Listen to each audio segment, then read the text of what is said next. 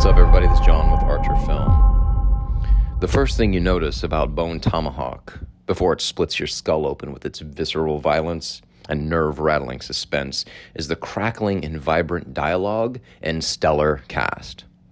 Part Western and part horror, the plot twists and turns in surprising directions on the strength of the complex and interesting characters that inhabit this world. We first meet a pair of ruthless criminals as they murder and steal. The opening image is a man's throat being viciously cut by one of these men, played by David Arquette, who calls himself Buddy. Upon hearing horses approaching, him and his partner, horror veteran Sid Haig, flee to nearby canyons where one of them quickly meets his doom. Then we settle into the quaint little town of Bright Hope and meet the rest of the cast. Kurt Russell, who seems born to play a mustachioed sheriff. Patrick Wilson, who's laid up in bed with a broken leg. Matthew Fox, a dandy and braggart gunslinger.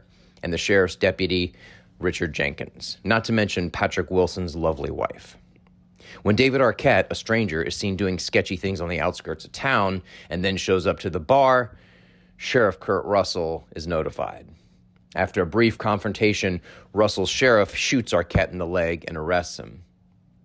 Then they call Wilson's wife, who's a nurse, to the jail to tend to his wounds. That night, a stable boy is murdered, horses are stolen, and Wilson's wife, another deputy, along with Arquette, are taken from the jail. The only evidence as to who did this is a strange-looking bone arrow. A local Indian warns them who it belongs to and where they live. A group of vicious inbred troglodytes who the townsfolk are no match for. The cast of characters set off on their journey to find the kidnapped victims. Now, what follows is a sort of violent road trip wherein the true character is revealed with each passing scene. These characters are mostly smart and capable people. They have complex emotion, manners, thought, empathy, anger. And just as the suspense and tension grows within a scene, it's briefly alleviated by moments of levity, allowing it to build once again. As I'm trying to figure out what the film is about halfway through, after Matthew Fox shoots some robbers, a Jenkins deputy says he was educating some Mexicans on manifest destiny. Not just a throwaway line. There are some very tense and scarring moments that follow with some brutal violence, and none more than the wishbone scene. I'm going to save that one for you when you watch it. I don't want to spoil it. As I thought more about the theme and what the writer and director of the film, S Craig Zhaler, intended, I couldn't help but think it was about violence begetting violence. The opening shot is a man getting his throat violently slit in some primitive burial ground that belonged to those troglodytes, and then the troglodytes go and seek their revenge. The sheriff shoots Arquette's character, which brings Patrick Wilson's lovely wife to the jail, and then they're kidnapped by the troglodytes.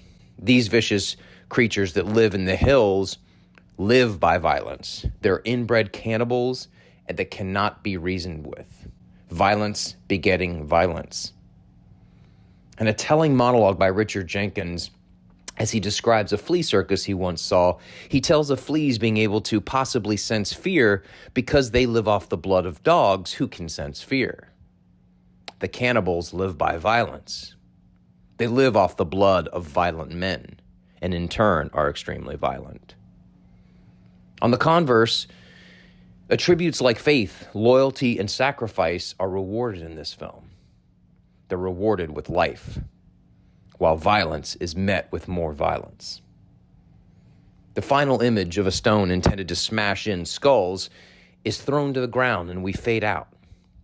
We get a sense that one must throw down their weapon in order to avoid violence, that is the only way. This is not a typical revenge story, as so many Westerns are, nor is it a noble savage story like so many others. This is not a story about a man in black winning his soul back by doing one final good deed, but of complex men in a world of violence who have the ability to choose one direction or the other.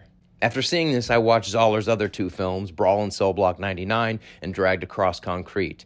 And once again, they are crackling with life, incredible dialogue, complex themes, fun characters, and stellar casts. He is highly underrated, in my opinion, as a writer-director, and do not be surprised if one of these days he makes a Tarantino-esque splash in Hollywood. All right, that's it for me. I'll see you in the next video.